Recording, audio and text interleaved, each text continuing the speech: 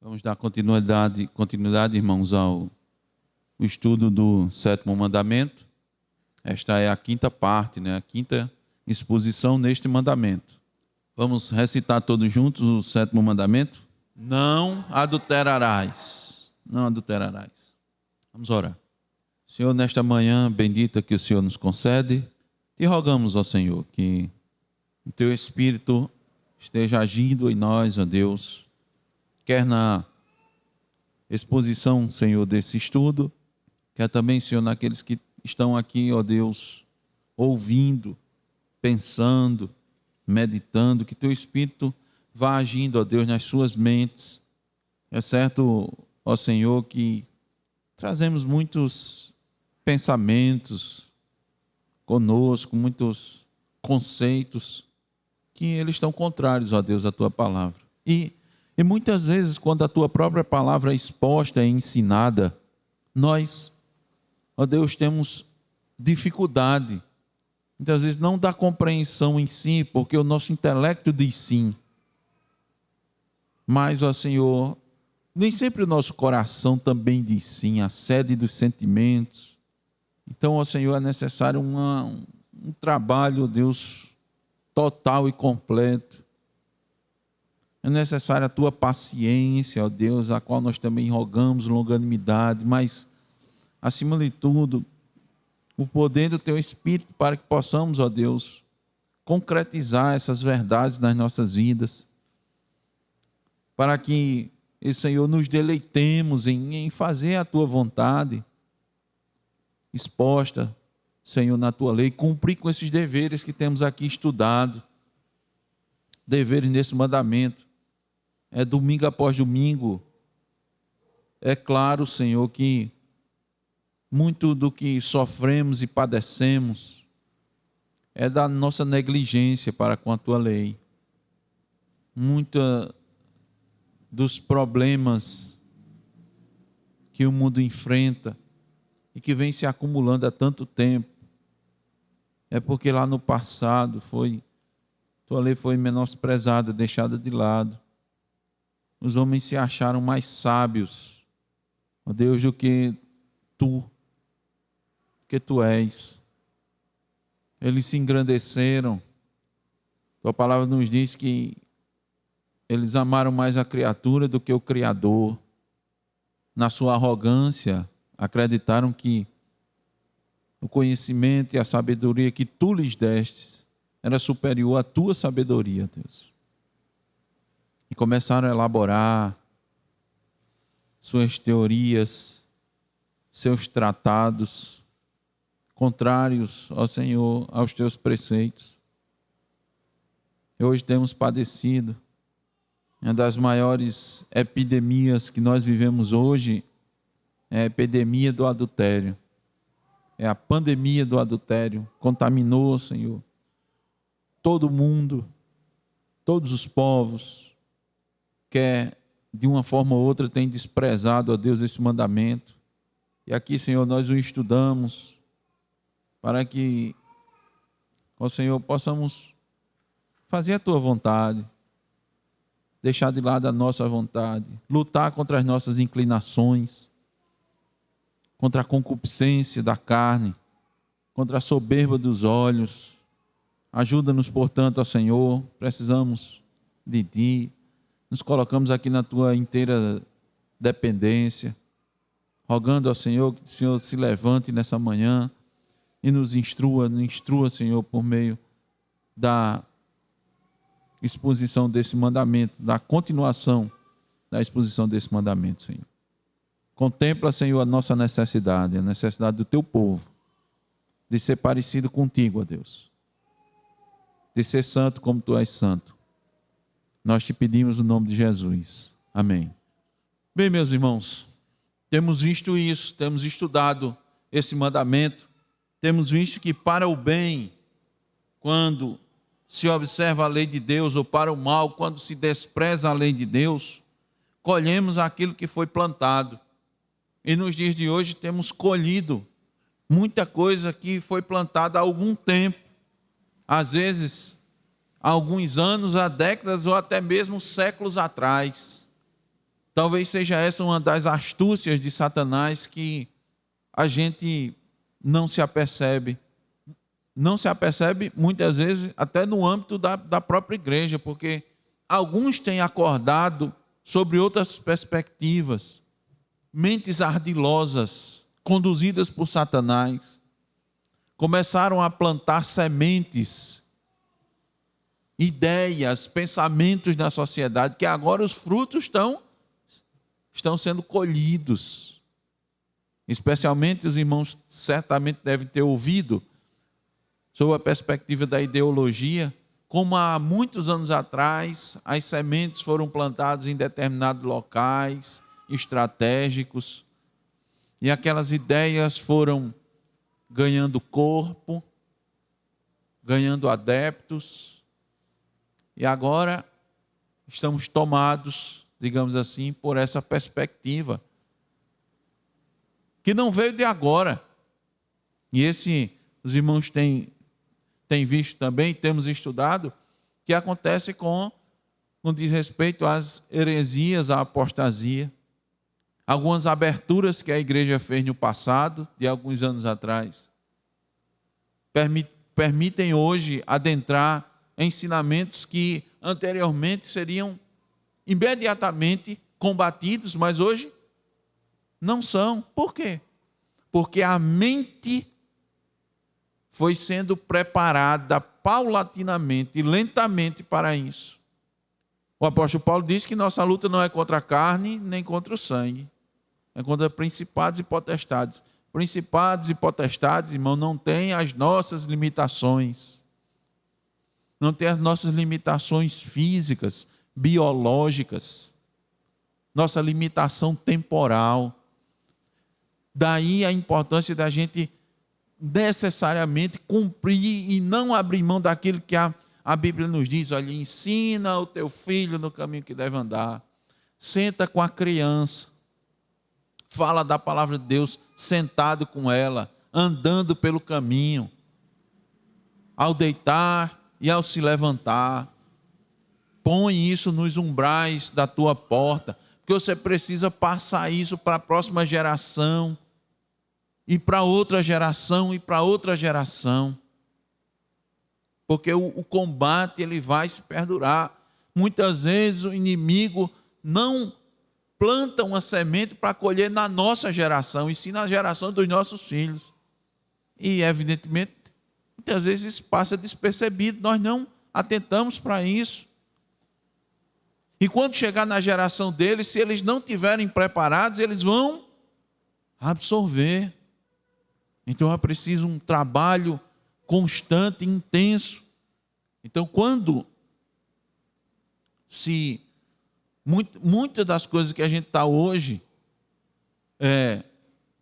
colhendo é porque foi plantado há muitos anos atrás, ardilosamente, de forma estratégica. E agora estamos nessa situação. Por quê? Porque, irmãos, temos certeza que alguns comportamentos, há anos atrás, não seria hoje bem visto, mas não é o que acontece. Por exemplo, uma coisa mais comum hoje, um casal de namorados ou um casal de noivos viajarem sozinhos. Qual é o problema, né? Qual o problema? E agora me vem à mente uma tragédia que aconteceu há alguns anos atrás. Talvez os irmãos se lembrem quando nós falamos. Foi lá no sudeste do país, acho que no Rio de Janeiro. O casal de namorados foi passear numa floresta, numa área assim isolada. E lá foram cercados por bandidos. Os dois foram mortos depois de abusos terríveis. E eu me lembro que um pastor disse, todos estão chocados, evidentemente, mas eu vou tocar num assunto aqui que é como se a gente diz, eu vou mexer na ferida. O que é que esses dois jovens estavam fazendo sozinhos nesse local? Então, comportamentos como esses, há vários anos atrás, eles não eram bem vistos, eles não eram estimulados, mas hoje Os pais estão tranquilos, sossegados. A aquiescência, eu sei disso. Todos nós sabemos disso, inclusive de testemunhos de pessoas que tranquilamente permitem. Há alguns anos atrás, pouco mais de 10 anos atrás, acontecia isso com uns colegas nossos de profissão, de trabalho, não do ministério, né? No outro, em que ele aparecia no trabalho, eles eram de outro estado, de outra cidade, e a namorada, a noiva dele, passava uns dias com ele, depois voltava para casa. E ele me disse: não, os pais dela, tudo tranquilo, isso aí tá. Isso não se importa com isso, não. Antes, irmãos, havia uma desaprovação mais generalizada desse tipo de comportamento. Na verdade, ele não era bem recebido na sociedade. Mas hoje está tranquilo. Agora, precisamos também considerar que há comportamentos que, mesmo classificados assim, adequados, preste bem atenção, né? Nós tocamos isso no estudo passado e queremos tocar de novo. Há determinados comportamentos que são considerados adequados, corretos, mas que nem sempre vêm de um coração temente a Deus. E isso é classificado como hipócrita. E é denunciado e é desmascarado. E muitas vezes essa estratégia maligna, ou melhor dizendo, o diabo usa essa estratégia maligna para expor essa hipocrisia e para dizer: está vendo, olha, vocês dizem que isso aí é o comportamento correto, mas as pessoas fingem que fazem correto, mas por trás estão fazendo errado. Isso é hipocrisia. O que é que isso adianta? A gente encontra isso muito nos filmes que destacam a rebeldia da juventude. E os jovens dizem: olha aí, estão estimulando aí as pessoas viverem na sua castidade, mas no íntimo da casa, escondido. Você não sabe o que é que as pessoas estão fazendo? E muitos fazem isso, expõem essa hipocrisia, dizendo que as pessoas estão vivendo de aparência, uma aparência de boa moralidade, mas é só externamente, e criticam e expõem isso. Você está vendo que isso não adianta? Isso é um costume que o pessoal quer antigamente, mas hoje em dia isso não cabe mais. Irmãos, o fato é que a observância da lei de Deus combate tanto a hipocrisia quanto o pecado contra o sétimo mandamento. É a observância adequada, é o amor à lei de Deus, e isso é que deve ser enfatizado. Isso é que deve ser trabalhado, não só meramente a aparência, porque uma hora a mentira vai ser exposta. Vai ser exposta. Não vivemos, não devemos viver nessa perspectiva. Agora, evidentemente, não devemos também desprezar os preceitos da lei de Deus, considerar que a lei caducou ou que determinados comportamentos não cabem mais na nossa sociedade. Você pode relativizar e dizer: não, está certo não matar, não é? É uma coisa que ninguém deve fazer, nisso a lei de Deus está certa, mas não adulterar, não adianta não, isso é coisa, todo mundo faz. Todo mundo faz. Isso aí, esses jovens, os adolescentes aí, a gente tem que aceitar a realidade. Não tem essa expressão, aceitar a realidade. A gente vem discutindo aqui, inclusive, né, irmãos, a questão da vacina contra o HPV, né, para crianças, o Ministério querendo, recomendando e querendo que as mães e os pais, já as meninas aos 9 anos de idade, 9 anos, olha, você tem que entender a realidade, viu? Não adianta não. ir no posto de saúde e a pessoa querendo dizer, disse, olha, você... quase que dizendo, você acha não que sua filha não vai fazer não, é? Quase que dizendo isso. É essa situação que nós estamos vivendo. Chegou na saúde pública. Não. Por quê, irmãos? Por que chegamos numa situação como essa? Desprezo do 7º mandamento. Desprezo. Isso não foi cultivado. A sociedade tem olhado para a lei de Deus e deixado ela para trás, mas também tem colhido amargos frutos, mesmo que não admita que as suas mazelas provêm do fato de estar deixando a lei de Deus de lado. Eles não admitem. Satanás tem influenciado tantas pessoas que as pessoas com a ideia de que os adolescentes podem ter já experiências sexuais, contanto que eles se protejam. Se eles se protegerem, está tudo tranquilo, não tem problema não. Não é isso que muitos pais fazem, dizem. Eu me lembro que foi até uma época passada, tinha um programa na televisão brasileira que o final você decidia. Lembra que você escolhia, as pessoas votavam qual o final que você quer ter. Então, dentre eles foi colocada essa temática.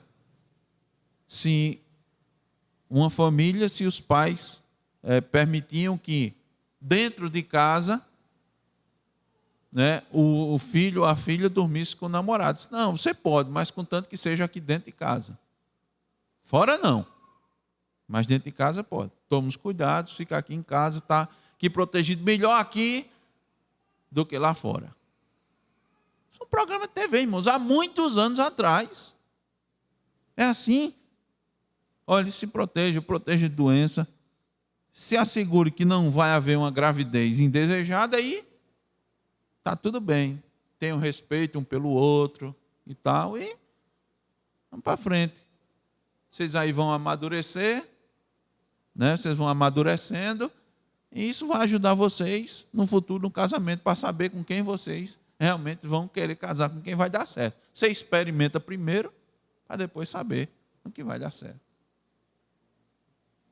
Essa ideia, irmãos, começou, não foi de agora, é de muito tempo atrás. Refletimos bastante sobre como a pós-modernidade, que é a época que nós estamos vivendo, classificada como a época que nós estamos vivendo, possui essas condições que favorecem muito a prática do adultério, a quebra do 7º mandamento.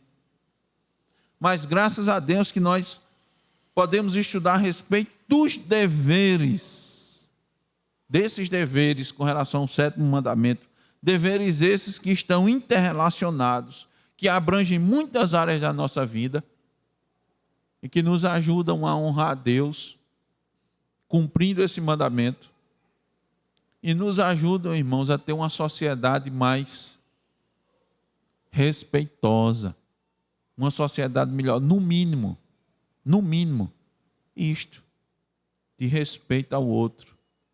Por que é que a mulher hoje tem sido objetificada? Me permita essa. Tem sido colocada como um objeto. Por quê? Quebra do mandamento. As consequências, como eu disse para os irmãos, com relação à saúde pública, não é só vacina, não. Tantos outros serviços públicos que precisaram ser incrementados, digamos assim, por conta dessa liberação, dessa desconsideração com os deveres para com o 7º mandamento. Eu poderia passar um bom tempo aqui listando para os irmãos.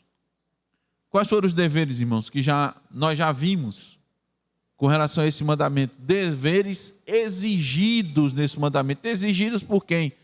Não é por uma moralidade instituída na sociedade, não, irmãos. não é por um código de conduta que a nossa sociedade quer impor. Não é sob uma perspectiva da repressão da sexualidade, como Michel Foucault analisa no seu livro, em seus livros. É um filósofo francês, muito conhecido do pessoal das ciências humanas. Tem um livro que fala sobre isso. Um dos mais conhecidos dele é Vigiar e Punir. Mas ele tem outro que avalia exatamente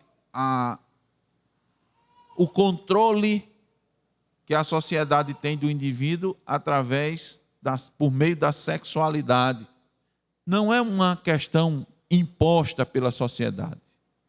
É uma exigência de Deus por meio deste mandamento divina que nós encontramos em toda a Escritura. Quais são estes deveres? Nós vimos a castidade no corpo, mente, afeições, palavras e comportamento. A preservação dessa castidade em nós mesmos e nos outros. A vigilância sobre os olhos e todos os sentidos. A temperança. A conservação da sociedade de pessoas castas. A modéstia no vestuário. O casamento daqueles que não têm o dom da continência. O amor conjugal. Nós vimos tudo isso que são deveres exigidos nesse mandamento. Vamos ver mais alguns desses deveres. E possivelmente a gente conclua no dia de hoje essa abordagem. Qual é o outro dever exigido neste mandamento? É a coabitação. Vou trazer para os irmãos a referência bíblica. Vamos lá. Daqui, vamos começar de trás para frente. Da outra vez a gente começou daqui para lá, não foi? Vamos lá, de lá para cá. Vamos ver.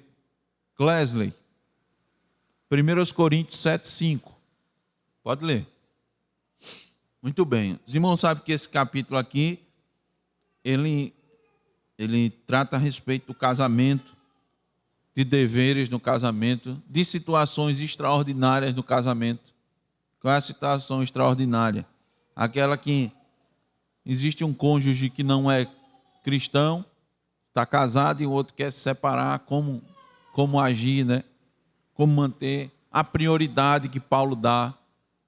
E ele aqui deixa claro, irmãos, que o casamento, ou melhor, a vida conjugal, ele deixa muito claro que a vida conjugal deve ser uma vida de incontinência.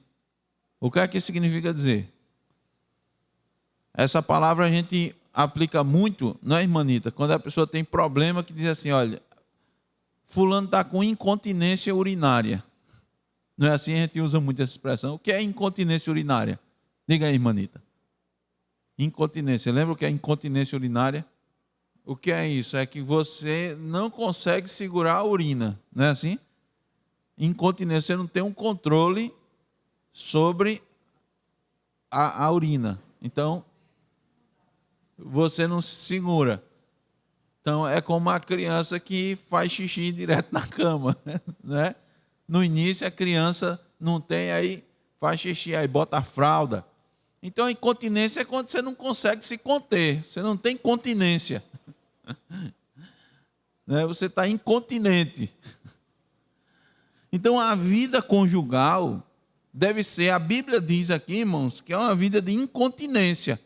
Então, o casal não deve se privar, um não deve privar o outro da relação íntima. Não deve. A gente fica vendo algumas discussões, assim, às vezes em programas de TV, que vem os famosos especialistas. O casal, qual é a frequência da relação conjugal que deve ter durante a semana, e não sei, o pessoal fica discutindo essas coisas. A Bíblia já deu essa resposta faz tempo. Você lê a Bíblia, meu filho, lê a Bíblia. E é uma coisa que sempre a gente fala, né, como o pastor se preocupa, que muitos cristãos eles ficam buscando nesses especialistas as respostas para determinados questionamentos quando já está na Escritura. No momento que, aí eu vou lembrar os irmãos do estudo passado, que o homem e a mulher, eles passam a ter a visão correta do casamento, que é o cuidado mútuo. Lembra que eu falei que tem três, né? O casamento foi instituído por causa de três questões, um deles é o cuidado mútuo. Na hora que o marido e a mulher passam a ter um cuidado um com o outro, que deve ser isso desde o começo, mas lógico que o casamento, nós sabemos, é uma construção. O casamento do crente, ele é o contrário do casamento do ímpio. O casamento do ímpio começa bem e ao longo do tempo ele vai piorando. O casamento do crente, ele começa bem e ao longo do tempo vai melhorando. É o contrário. Se a gente fosse traçar um gráfico, né, Clésia? Clésia gosta de gráficos, tenho certeza. Não sei se seria uma equação linear ou exponencial. Não sei dizer agora como classificar, mas eu tenho certeza. Possivelmente seja exponencial. O do crente, ele começa assim e depois ele dá uma subida. Ele melhora. Por quê? Porque ele vai aperfeiçoando esse conhecimento de um do outro e vai voltando à sua vida, não para si, mas para o outro. Essa é a perspectiva cristã, irmãos, em tudo. Você pode observar as recomendações das epístolas paulinas, por exemplo. O apóstolo Paulo é muito claro. Ele diz assim: não busque propriamente, em primeiro lugar, aquilo que é seu, mas do outro. Ele está dizendo isso no âmbito da igreja, no âmbito dos irmãos. E é a mesma coisa no âmbito do casamento. O marido vai procurar ver na esposa aquilo que ela necessita e ele vai ajudar no seu papel, naquilo que lhe é designado, especificamente. A mulher vai fazer o quê? A mesma coisa, porque é auxiliadora idônea. O que é que você tem que priorizar na sua vida? A Bíblia diz o que é que você tem que priorizar na sua vida. Na vida do casal, o que deve ser priorizado, está na Bíblia dizendo o que é que deve ser prioridade. A prioridade, o sonho do casal não deve ser: quando eu casar eu quero viajar muito com meu marido, curtir com minha esposa, a gente visitar muitos lugares turísticos. Eu já estou fazendo até uma lista. Depois que eu aproveitar muito, curtir esses lugares com meu marido, aí eu vou pensar em ter um filho. Não é assim, não? É assim. Aí você olha para a Escritura, é essa aqui? Não. Você vai atender a necessidade um do outro. Você vai se voltar. Marido, viva a vida comum do lar. Presta atenção. Quem é sua esposa? Olhe para a Escritura. Olhe para a constituição do casamento. Vá lá para Gênesis. Chegue lá primeiro, vá nos primórdios. Olhe como é o casamento. Como foi que Deus instituiu o casamento. Portanto, deixe o homem pai e mãe. Você já deixou seu pai e sua mãe? Já cortou o cordão umbilical? Se não, faça logo. Já devia ter feito. Diz que o casamento é deixe o homem pai e mãe. Corte o cordão umbilical. Que história é essa? Que história é essa da mulher estar contando tudo que acontece dentro de casa para a mãe? Todo dia liga para a mãe: como foi aí, minha filha, em casa? A mãe, tem muita mãe que gosta. É o coração enganoso do homem. Como foi? Aí a mulher: olhe, às 8 horas da manhã eu tomei café, às 8h10 eu fiz isso. A mulher vai dar o detalhe todinho da sua vida dentro de casa. E isso é todo dia, todo dia. Só olhe, hoje meu menininho fulaninho cravou a unha do pé. Aí ela vai dizer que encravou a unha de pé. Depois vai até dizer, deu um espirro. Corta esse cordão. Você fazia isso quando estava em casa. Só, mãe, a unha aqui encravou. Disse, vamos ver, meu filho, para ajeitar. Mas você já aprendeu como resolver a unha encravada, não já? Pronto, aí quando você casou, você vai fazer isso com seu filho. Você está ligando para a mãe para perguntar se precisa esterilizar o produto para botar na unha do menino. Corta esse cordão da esposa. O marido, só olhe, você em casa, você está acostumado, chegava sua mãe, estava com a roupinha passada, ajeitada. Aí o marido quer que a esposa seja empregada dele. Já deixou tudo pronto? Já. Prepara aí, que eu só vou chegar em casa, tomar um banho, botar a roupa e vou sair para o meu futebol. Não tenho nem hora para chegar. Ou então senta na frente do computador, da televisão, bota o videogame e vai jogar até não sei que horas. Não é assim não. Isso não é viver a vida comum do lar, não. A Bíblia está ensinando. Então, à medida que os cônjuges se voltam para cuidar um do outro, para ver a necessidade um do outro, para cuidar da família, esse amor, ele vai aumentando, intensificando.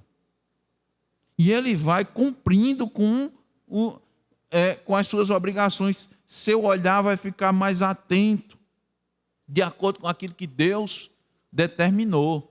Não é de acordo com o meu padrão, do meu jeito, que Deus determinou. E ele vai vendo que a sua satisfação passa a ser dentro da sua casa. Lá você vai ser satisfeito, não fora. Porque muito hoje em dia a família, a casa é um peso, é um fardo. É como se fosse um mal necessário. Inclusive, a gente já tratou aqui que a relação íntima, a vida conjugal, para alguns, é um mal necessário. Você olha, como a pessoa não consegue realmente ficar sem, então é o jeito de ter relação. Mas isso assim é um mal necessário, viu? Isso era a concepção que se tinha no passado e muitos hoje em dia ainda têm. Aí se cria uma sociedade, já disse, a gente falou aqui, uma sociedade, um povo reprimido na sua intimidade e etc. e tal. Não olha para a Escritura, porque a Escritura vai dizer o direcionamento. A Escritura vai mostrar como deve se relacionar. Sim, vai estar lá. Que a palavra de Deus nós vimos, ela é para que o homem seja perfeito e perfeitamente preparado para toda boa obra. Toda boa obra não é só as obras ditas que se classificam como religiosas, espirituais, não. Para tudo. A palavra de Deus é para tudo. Para todas as áreas da nossa vida. Para a área íntima, a área conjugal, da família. Como o marido tratar a esposa, como a esposa tratar o marido, o seu papel, a sua função, suas prioridades. E uma prioridade que está aqui é atender à necessidade da intimidade, da vida conjugal. Então, como deve ser a vida conjugal? De incontinência. O que é isso? Não se prive. Não prive um outro. É isso que o apóstolo Paulo está colocando aqui para a gente. Salvo em situações muito específicas. Isso aqui, irmãos, olha, isso aqui determina muita coisa. Isso aqui está mostrando um princípio. Olha, só quando for muito necessário, extremamente necessário, o marido deve estar longe da esposa. A esposa deve se separar do marido. Salvo em questões muito específicas, necessárias, contingenciais. Fora disso, ele tem que estar junto, perto. Porque faz parte do casamento a relação íntima.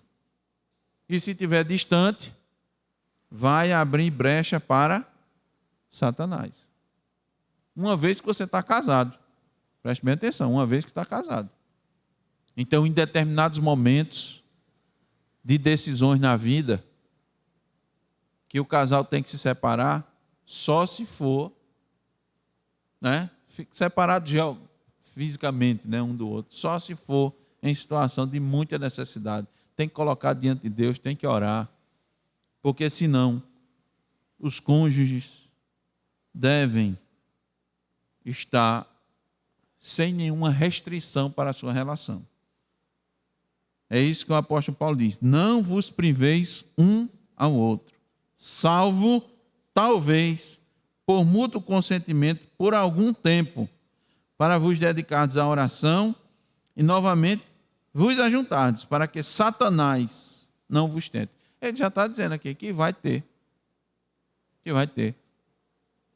tentação nessas condições, sendo casado, tá certo? Sendo casado. Quando há esse entendimento da necessidade de atender um ao outro, isso aqui, irmãos, se intensifica e um completa o outro. Um vai completando o outro. E Satanás não vai, aqui nesse caso, não vai encontrar uma brecha para ele atuar. Porque ele é astuto. Ele conhece, irmãos, o ser humano. Satanás conhece a natureza humana muito mais do que o humano conhece. Muito mais do que você acha que você conhece, ele conhece muito mais. A gente costuma dizer isso, né? Ele está analisando o ser humano desde a sua criação. Ele não tem a limitação que nós temos. Ele está aí desde o início. E vai ficar até o final. Então ele sabe o comportamento, as inclinações. Por que ele consegue com tanta... Irmãos, prestem atenção, como é que ele consegue cooptar, como é que ele consegue induzir, direcionar. Como? Que ele sabe. Ele avalia. Ele vê como as pessoas se comportam. Quando ele foi a Deus com relação a Jó, ele disse, olha, o Senhor cercou ele de tudo, então é muito bom servir ao Senhor desse jeito.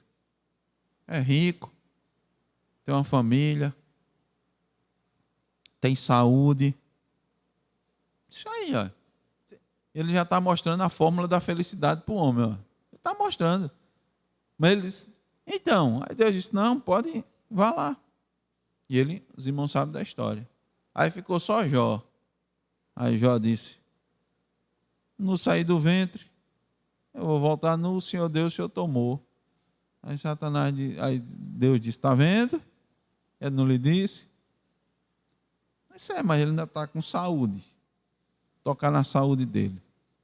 Tocou na saúde e ainda vieram os amigos. Quer dizer, saúde, se ele estiver doente, mas ainda, quem sabe, tiver alguém que apoie, né? Mas não teve mais ninguém, né? A mulher dele mandou ele amaldiçoar a Deus e os amigos acusaram ele. Quer dizer, ele ficou só, não foi, Clesley? Ficou só, porque a gente não vê mais ninguém ali ajudando. Ele sabe, irmãos, onde tocar. Ele sabe da nossa fragilidade, ele sabe que você muitas vezes precisa da aprovação dos seus colegas, que você precisa da aprovação da sua família para determinadas coisas, que você sente essa necessidade. Ali é seu ponto fraco, ele vai lá. Ele vai lá. Então, no caso do casal, não abra brecha, ele vai. Ele sabe onde ir. Ele sabe como provocar. Pedro, Satanás pediu para te peneirar. Pedro, peneirar o que? Se ele vai pegar você na tua fraqueza, tu não vai aguentar. Eu roguei por ti. Se eu não tivesse rogado por você, você não aguentava, não. Então, nesse caso, irmãos, específico, é dever dos cônjuges a coabitação, a relação íntima. É dever, não pode privar. E a gente, infelizmente, né? Eu, pelo menos, imagino que os irmãos tenham escutado também, eu já escutei muito. Principalmente do lado das mulheres, o marido faz alguma coisa que lhe desagrada. Aí ela diz, pois ele vai ver. Ele vai ver. Aí os irmãos já sabem, né? Hoje eu estou com dor de cabeça. Hoje eu estou com isso, hoje eu estou com aquilo. Privando o esposo. Bom, não sou eu que estou dizendo, a Escritura está dizendo. Você está abrindo brecha para Satanás. Você vai fazer isso? Vai contribuir com Satanás? Vai dar munição a Satanás? Outro dever. O trabalho diligente em nossas vocações. Olha que maravilha. Vamos ver a referência bíblica para isso? Provérbios 31, 27 e 28. Rutinha. Provérbios 21, 27 e 28. Provérbios 31, 27 e 28. Provérbios 31, as irmãs sabem decorado, sabe? Sim, o capítulo da... Vamos lá, completem. É o capítulo da mulher virtuosa. Olha. Muito bem. Provérbios 31, 27 e 28. Pode ler, Rutinho. 29. Muito bem. O que é que eu devo fazer? Isso tem a ver, pastor, com quebra do sétimo mandamento. Tem tudo a ver, irmãos. Eu disse, os deveres estão interligados. A coisa está interligada. É porque a gente quer separar. Outra coisa que quebra aqui. Vamos lá. Veja aqui como quebra. Quebra o quê? O entendimento do mundo. Aqui, esse é o dever. Lembre-se, dever para não quebrar o sétimo mandamento, que é não adulterará. Está dizendo aqui: atende ao bom andamento da sua casa e não come o pão da preguiça. A mulher acha que vai sustentar o casamento, sabe como? Indo para a academia, se produzindo. Ela acha que vai sustentar o casamento desse jeito, tá? Então ela vai se cuidar, ela vai assim andar toda e tal, e as unhas sempre feitas, o cabelo sempre arrumado. O maridão, quando chegar, eu quero estar com o maridão, tá com aquela conversa toda. Já disse, abre o parênteses, não estou dizendo para as irmãs serem desmanteladas de jeito nenhum, nunca disse isso. Ande direito, ande elegante, se arrume, se cuide, tá certo? Mas não é isso que sustenta o casamento. Irmão, se fosse mulher bonita, academia, salão de beleza, creme para sustentar casamento, a gente não via adultério em top model, né? Via, mas o pessoal troca. Não acontece, vocês não vê não? Na verdade, é o que a gente mais vê. São os famosos, hoje está aqui e o casamento daqui está com outro, né? E depois está com... O cara não sustenta. Isso é ilusão de Satanás. Satanás está dizendo para você que se você fizer isso, você vai sustentar seu casamento. Não vai.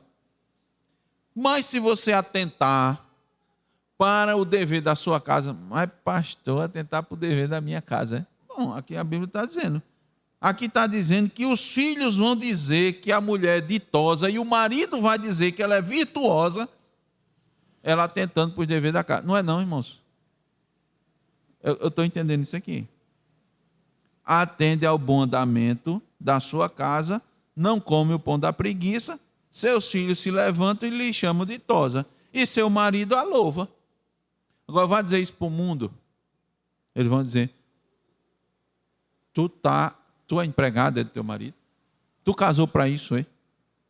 Não é assim, mamãe? Que o pessoal diz, tu casou para isso, hein? Tu é doida. Então, irmãos, os valores, vamos voltar para essa temática que a gente passou muito tempo. Os valores do reino de Deus são diametralmente opostos aos valores do mundo. Tá? De novo, eu não estou dizendo que a mulher não vai se cuidar, não vai se arrumar, não vai andar limpa, asseada, porque isso são aspectos de santidade. Andar ou viver, inclusive em casa, de forma adequada. É uma questão de santidade. Ser limpo, né? Cuidadoso. Aqui está dizendo, olha, vai cuidar de si, vai cuidar dos filhos, vai cuidar da casa. Isso, irmãos, isso é o que preenche. Isso é o que dá satisfação a um homem. Olha. Um homem, preste atenção às meninas, olha. Rutinha, Yasmin, Alice, Elisa, desde cedo. Um dia, com a graça de Deus, vocês vão casar. Preste atenção no homem. Se o homem não valorizar, se a pessoa que possivelmente seja seu candidato a marido, se ele não valorizar a vida de casa, a vida do lar, se ele ficar falando muitas coisas fora de casa, não serve. Esse não serve para casar. Se ele não valoriza a sua casa, o interior do seu lar, se ele fica valorizando o externo fora de lá, isso não serve. Pode ser o bonitão que for, o saradão que for, o bom de conversa, né? Muito bom de papo. Você sabe como é, tem um cara esperto, malandro, ele quer namorar a menina, quer noivar com a menina, ele já bate o papo logo, convencendo o pai e a mãe, né? Que ele sabe que se não... Aí ele vai com aquele papo todo e tal, não adianta. Não venha com esse papo, com essas coisas. Foque naquilo que é principal, no central. Esse dever aqui sendo cumprido, o homem cuidando, a mulher cuidando da casa dos filhos, é um dever que vai manter o casamento. E os homens já ficam aprendendo isso desde cedo. Os casados e os que ainda estão para casar. Se você não tinha esse entendimento, passe até agora. Não é? Nunca é tarde para corrigir. Nunca é tarde para se corrigir. Você vai dizer, pastor, nunca vi ninguém dizer isso. Nunca vi nenhum estudo na igreja. Estou não sei quantos anos na igreja, nunca vi. Você está vendo agora. Eu realmente, pastor, não valorizava isso não, mas valorize agora. Não sabia que isso era um dever. Muito menos desse mandamento. Você está sabendo agora. E aí você vai se voltar, vai ver que as coisas simples é o dia a dia. É a simplicidade que mantém um casamento. Não é o extra. Não é o extra que mantém, é o dia a dia. É a rotina. É a rotina que mantém. A rotina sendo cumprida adequadamente. O dever sendo feito. O dever de casa sendo feito. O dever de casa, o dever de fora. O marido sai para trabalhar, para conseguir o sustento. Bota dentro de casa aquilo que é necessário, dá atenção. Tem cuidado com a esposa, com os filhos. A esposa não come o pão da preguiça, não é? Atende ao bom andamento da sua casa. Ao bom andamento atende a tudo. Tudo que é necessário. Ela é uma boa administradora. Administra bem a casa, vê o que é necessário, vai providenciar com antecedência. Não é aquela pessoa que toda hora, eita, é pego de surpresa. Eita, mas, eita, e isso? Eita, está faltando aquilo. Eita, aquilo outro. Eita. Não, você não está vendo as coisas com antecedência. As coisas estão chegando em cima da hora e você correndo atrás. Não, com antecedência. O bom administrador é aquele que é proativo. Antes do problema, ele já se adianta. Ele já se adiantou. Lógico que não tem ninguém perfeito, né, irmãos? Uma hora você vai corrigir, vai resolver um problema, uma emergência, uma coisa, eu vou corrigir, vou ver o que é, vou providenciar, vou correr aqui. Mas você já fica ligado, eita, aconteceu antes, né? Então, já vou prestar atenção para que não aconteça de novo. Então, irmãos, maridos e esposas, os dois, aqui está falando no texto específico, mas serve para os dois, que são diligentes em seus deveres no casamento. Quais são os deveres? Tudo. Provisão do alimento, roupa, calçada, educação, lazer, higiene, bons modos, cordialidade, etc. Esses que são diligentes protegem o casamento. Os que não são, abrem brecha para traição. Por quê? Porque vai levar o cônjuge a procurar em outro o que falta dentro de casa. Eu vou repetir aquele ditado popular. A grama do vizinho é sempre mais verde. Por quê? Vou explicar de novo. Por que a grama do vizinho parece sempre mais verde? Você não está na casa dele. Você não está vivenciando as coisas dele. Você está vivenciando a sua casa. Na sua casa você vivencia as dificuldades. Na sua casa você sabe das faltas, dos problemas. Mas você não vê do vizinho. Você só vê normalmente a coisa boa, né? Você não sabe. Muitas vezes você não sabe que ele, na sua casa, o pessoal está plantando para o futuro. E plantar para o futuro dá trabalho. Lembra aquilo que João disse, né? Uma escritora disse: olha, você vai cuidar aqui dos seus filhos, você vai ter sossego. Lá para depois de 15, 16 anos, você vai começar a ter sossego. Antes disso, não é plantar para o futuro, não. Agora, depois você vai colher, bons frutos, né? Agora você tem que lutar 15, 16 anos, 17 anos somente. E isso diariamente, irmãos. Diariamente, que a gente diz de domingo a domingo. De domingo a domingo. Por que a nossa sociedade está desse jeito? Porque ele não está cumprindo com o seu dever. Vamos fechar? Mais um em Provérbios. Quem é que vai ler? Irmã Gisele. Provérbios 5:8. Pronto. Aqui, os irmãos sabem que há vários trechos e capítulos de Provérbios alertando contra a mulher adúltera. Aqui está o 5, a gente lê um versículo. Se a gente continuar, ele vai abordar isso. No 6, ele vai abordar isso. No 7, ele vai abordar também. Então, é uma questão para se ficar atenta ou não é? É, hein, Clésia? Para ficar muito atento, né? Salomão dando esses alertas, hein? Salomão sabia o que estava dizendo, não só pelos pecados que ele cometeu, ele sabe o que está dizendo, porque o Espírito Santo lhe levou para escrever isso. Presta atenção, irmão, viu? Não é experiência no pecado que dá autoridade a gente para as coisas, não. Mas ele sabia. Ele sabia. O Espírito Santo mostrou a ele e ele sabia. Ele vivenciou isso. Que dever é esse, irmãos?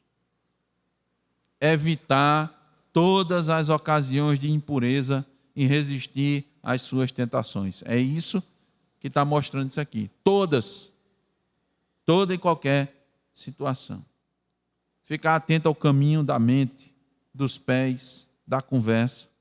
Manter distância das ocasiões de pecado. E aqui isso está personificado na mulher adúltera. Está personificado. Mas nós vimos que quebrar este mandamento não é apenas adulterar. Nós vimos isso claramente. Jesus Cristo, né? No Sermão do Monte disse: ouviste o que foi dito, não adulterarás. Eu, porém, vos digo, todo aquele que olhar para uma mulher de modo impuro, já adulterou. Então são todas as ocasiões, todas as circunstâncias. Não olhe, não converse, evite, como se fosse uma praga, uma doença contagiosa. Escolha os melhores caminhos para sair do alcance das ocasiões de adultério. Não dê chance, porque você vai ser enredado, você vai ser enlaçado. Vai ser. Não ache que você pode. Não ache que você é forte, que você consegue. No passado, eu ouvi alguns dizer: eu quero ver você ser pessoal forte e evangelizar nos prostíbulos. Você vai sozinho, né? Vai o quê? Vai conversar com, numa situação dessa, sozinho, evangelizar. O que é que você quer com isso? Isso, estou falando de uma situação bem hiperbólica, né? Hiperbólica. Mas nas situações do dia a dia comum, do que se vê. Olha, irmão, Jó, ele deixou um versículo que nós lemos aqui nos estudos passados, que talvez seja o versículo chave, né? O versículo base. Ele diz assim: fiz uma aliança com os meus olhos. Quando aparecer uma situação, lembre desse versículo. Cite esse versículo. Fiz uma aliança com os meus olhos. A leitura continuada desses versículos que lemos em diante foi 5:8, né? Você vai ver isso. O 5:9 diz assim: para que não deis a outrem a tua honra, nem os teus anos a cruéis. Isso aqui é as consequências, né? Para que dos teus bens não se fartem os estranhos, e o fruto do teu trabalho não entre em casa alheia. E gemas no fim da tua vida, quando se consumirem a tua carne e o teu corpo. Eu já citei, irmãos, uma situação, e eu vou dizer novamente. Eu vi quando era bem jovem, exatamente isso daqui que está descrito, mas com todas as letras. Eu vi uma situação desta maneira, do jeito que está aqui.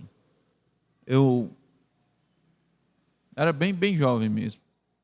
Talvez tenha mal contemplado 20 e poucos anos de idade. E eu vi um senhor da igreja gemendo. Ele estava com câncer. Ele ia para a igreja a pé. Nos estágios finais, ele, como era de próstata, ele não conseguia ficar sentado muito tempo, ele ficava em pé. A maior parte do culto ele ficava em pé. Mas ele ia para a igreja, não deixava de ir para a igreja, não. Impressionante. Aí quando ele sentava, quando ele não aguentava, ele ficava em pé. Ele passava um tempão em pé. E ia para a igreja. E a situação dele se agravou. E ao ponto dele não conseguir mais sair para lugar nenhum. Eu fui fazer visita com o pastor, na época da igreja, fazer visita a ele. E a gente encontrava ele. Aí ele não tinha mais posição, ele, para ficar, né, ele gemia, ficava gemendo deitado.